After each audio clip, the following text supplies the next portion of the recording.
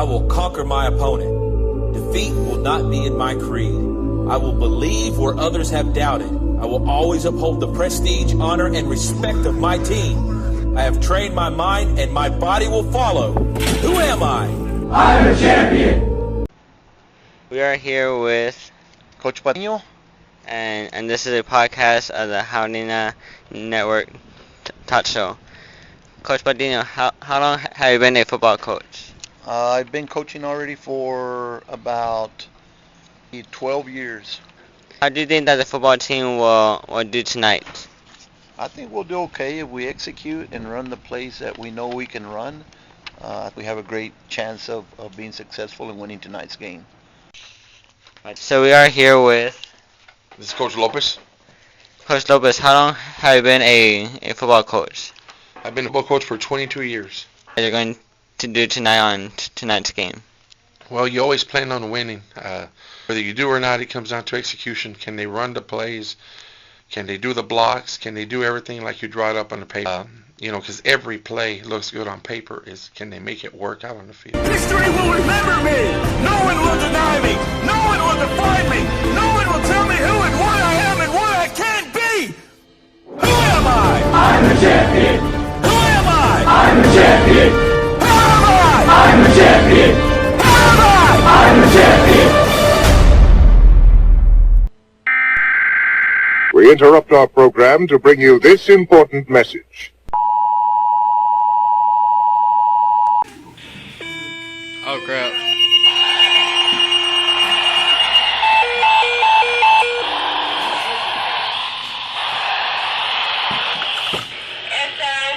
Concordia Fire District 2, Ferry Fire.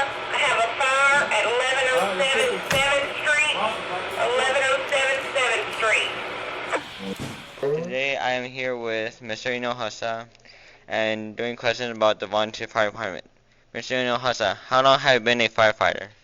I was a volunteer firefighter for the Crystal City Volunteer Fire Department for 4 years after I graduated high school, from 1999 to 2003. That was about 4 years. What was the training like when you became a firefighter, and where did you go for training? The city of Crystal City sent me to a fireman training school at Texas A&M University in College Station, Texas.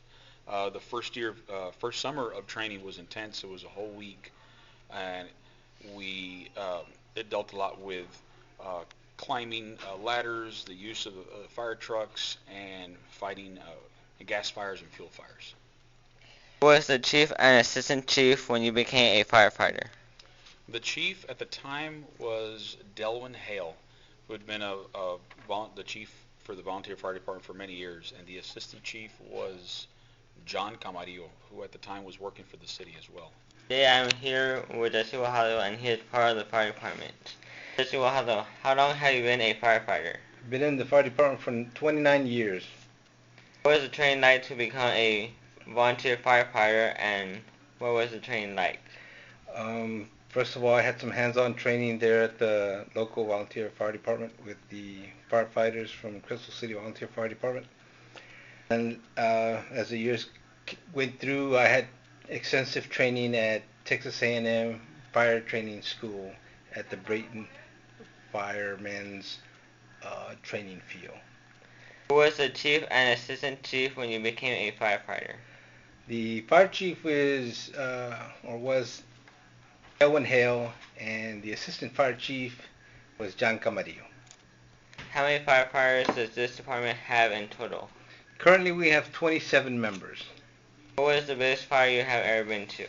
The biggest fire, I guess it would be a structure fire at the car building on FM 65 in 2001. It was a big warehouse that caught fire, and basically we had to just let it burn to the ground because it was too big and dangerous to do any interior attacks. So that was our biggest structure fire. Have you ever had to turn off a two-story building or a school? Yes, we've done some old buildings that have caught fire here in Crystal City, out there in the barrio. One of them was a theater.